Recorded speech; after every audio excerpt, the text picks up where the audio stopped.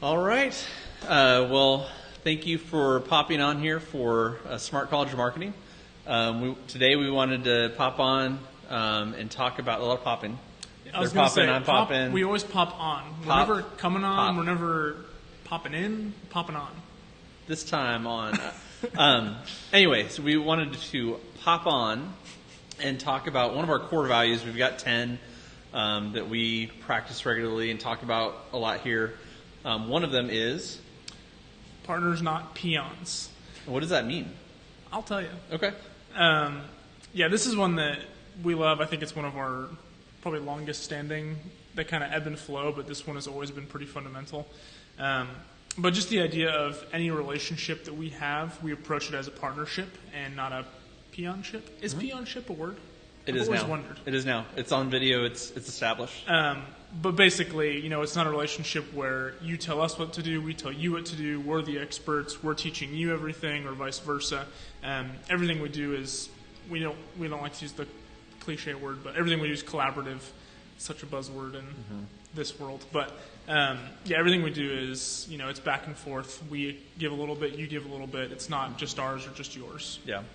Yeah, I think, even with our clients, we view those not as that's my wife. I said that it's established. That's from a TV show.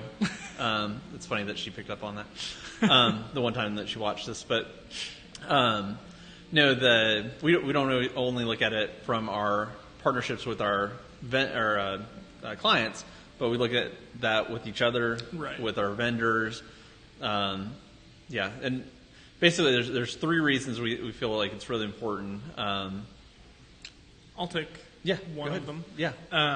One that is really big for us, kind of having this idea of being a partner with somebody and not kind of a hammer with them, or someone that you call on just to get tasks done, just sets you up for a way healthier relationship long term.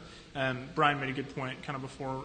But if someone you're working with is doing great work 20% of the time, but the 80% you're, complaining and, upset about the things that are going wrong, then it kind of... Or telling them they're wrong, or telling them it's not helpful. It nullifies that 20% of good. Yep. So just kind of understanding that, everything's going to be back and forth, and there's a much higher level of respect between partners versus the opposite. Peons. Yeah. Another way that we look at it is, no matter who we're talking to, we do digital marketing all day and for colleges, and there's still things when we're working with our partners that we learn where it's just like, oh, I hadn't thought about it that way, and that affects, a lot of the different campaigns that we do. And sometimes, a lot of people say things that man, I really think we need to be in the newspaper. And that's a bad idea for that to be 100% of your strategy. But then we'll talk about it and say, well, why do you feel like that? And usually by talking through that, we'll come up with a great strategy, a great plan, great idea. Yeah. Well, that's kind of versus shutting it down and saying, that's stupid. Right. And the probability of someone pitching the solution on their first suggestion is slim to none. So I think understanding that, whatever they say is probably not going to be perfect, but it's the birthplace of whatever the solution is probably going to be, is kind of a good frame of mind to be in. Yeah, exactly. And then we had a third point. I was about to ask you if you remember. No, I think, I don't know what the third point was. We had it, and it was very good. But not as good as those first two, though. Those first two were pretty killer. No, but I think that just the biggest thing with the partners, not peons, is that, whoever we are working with, we want them to feel like partners. If in some relationship in your department, if you feel like a peon, that's a bad relationship. Same thing with us. If we feel like we're peons to a client or a vendor or to each other, that's just not a healthy environment. It's not fun. Yeah. You're not going to get as much done. And, when we're really working together, that's when good things can happen.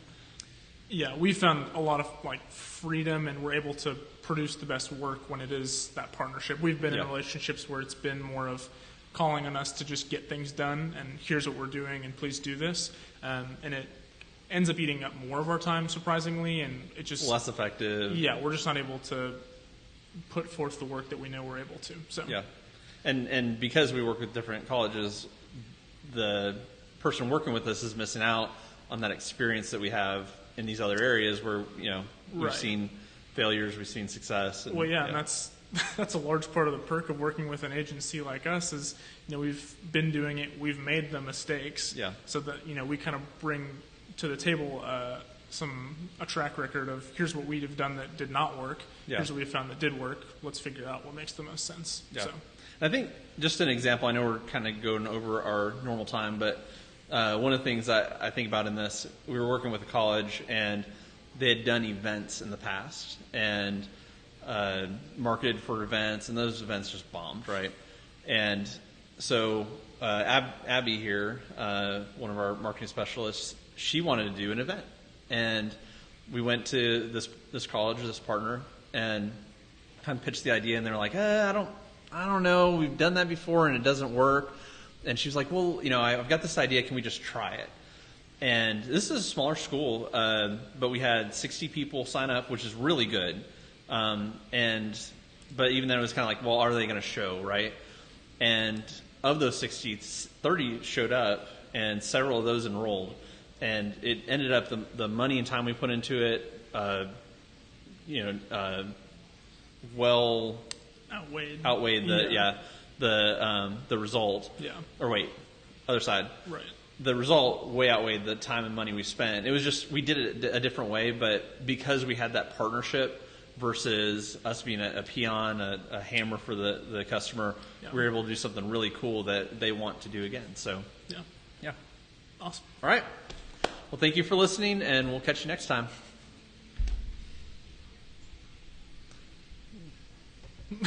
Maybe.